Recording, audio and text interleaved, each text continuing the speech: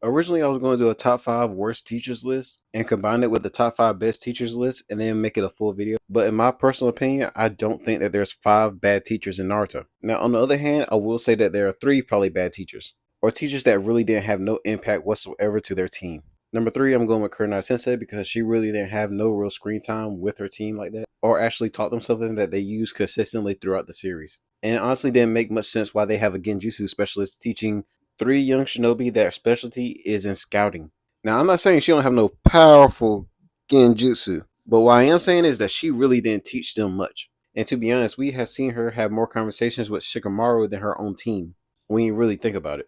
It would be very different if any of her team actually used genjutsu in the slightest, but I'm not sure if any of them used genjutsu once throughout the entire series. I could be wrong on that one, but that's why I have Kurenai Sensei as 3 on the worst teachers. And that's because in regards to her team, she was borderline non-existent. Wherever the word worst in Naruto is in the same sentence, I will literally try everything within my power to fit Hiruzen in it. And honestly, I can't lie, I was having a hard time trying to find anything to dig up on this dude. But I did find something. So at number 2 on top 3 of Naruto's worst teachers, or should I say worst teachers in Naruto, I am going with Hiruzen. And you're probably wondering, how come he's up there if his students are the 3 legendary Sannin? Well, in all honesty, Why?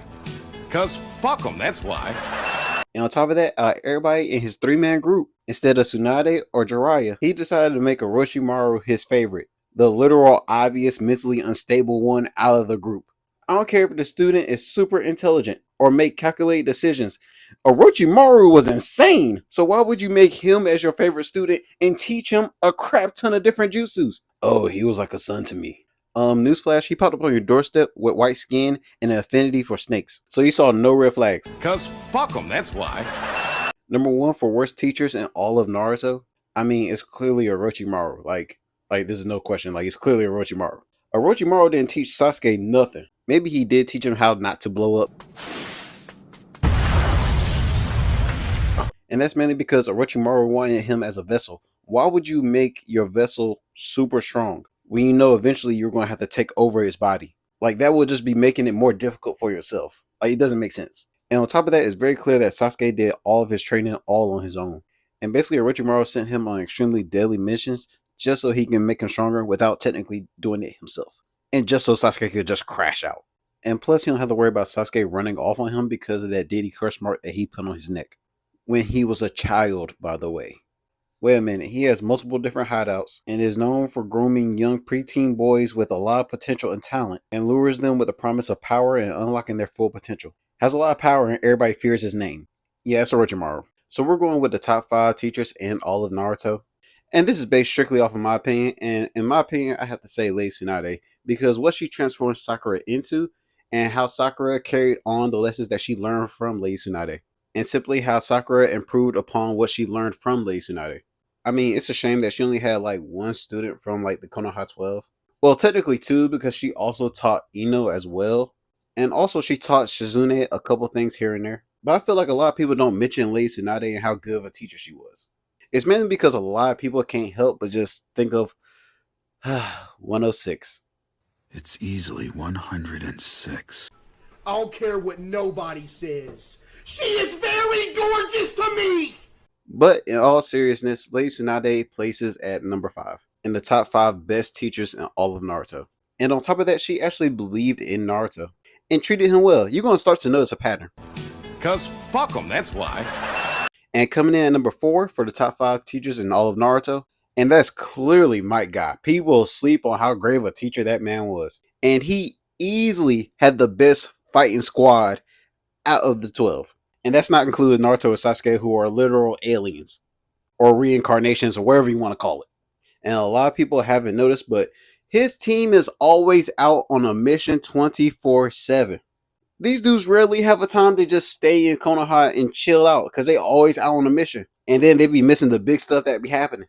But he's a great teacher because he improved Rock Lee and Neji's fighting capability. And he also helped out Tenten if you able to watch like the filler episodes. And on top of that, the lessons that he taught his students stuck with them. Definitely in Rock Lee and Neji and Tenten.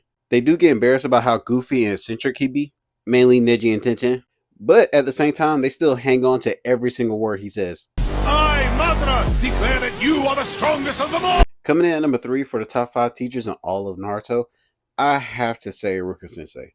And a lot of people may say that he's 1 or 2, but I'm sorry, he's not. Because first off, he did teach Naruto the simple basics. But I don't know if y'all forgot that, that one scene. I might have to remind y'all. You should, Sensei, or the fox will get you too! I hate that it's hard to get the original video.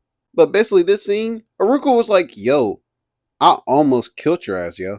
And then he second guessed, like, yo, I really want to kill this kid. And in all honesty, in his mind, he thinks it's justified because his parents died to the Nine-Tails Fox. And the only reason Iruka was such a big influence in Naruto's life is because he picked up the slack of somebody else that didn't do the job that was assigned to them. Why? Because fuck them, that's why. Here's this month's allowance. Make sure you spend it wisely. Why? Because fuck them, that's why. Iruka's influence was mainly on Naruto, so I'm gonna have to place him at 3. And coming in at number 2 for the top 5 teachers in all of Naruto, it's Kakashi Sensei. And this narrative that he only taught Sasuke anything, that's not true. Oh, and by the way, his impact on Sasuke, where he spams Chidori 24/7 and makes new ways to improve the Chidori, that makes him a great teacher right there. He can't help Sasuke as a random crash out. And Sakura, he taught her a whole lot of survival skills and how she should play her role in a 3-man squad. And to be honest, he taught Naruto the most. From better understanding his own Rasengan, all the way to helping him understand chakra natures, and also to understand how to use his shadow clones rather than just throwing them, rather than him basically using them as substitution jutsus. And also he was there to show different methods that Naruto could do to train his wind nature. And he was a great enough teacher to send him to Asuma so he can better understand wind nature. And when he came back, gave him a great routine. And that's why I have Kakashi at number 2. What the fuck is going on here? Why? Because fuck them, that's why.